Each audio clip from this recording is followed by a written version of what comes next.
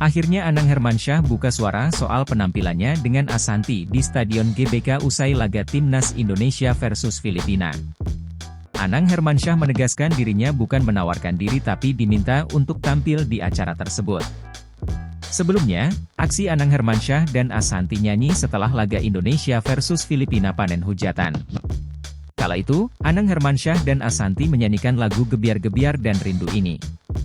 Di lagu kedua, mereka langsung diserbu-sorakan penonton di GBK.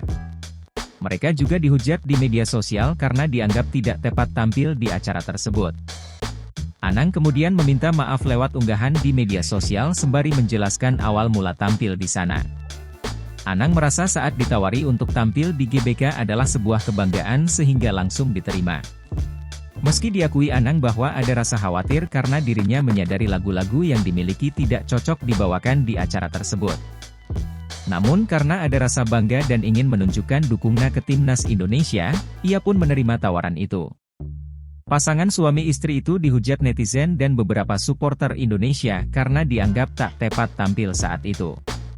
Keduanya tampil ketika pemain Timnas akan menyanyikan Indonesia Pusaka selepas pertandingan. Download Tribun X sekarang, menghadirkan lokal menjadi Indonesia.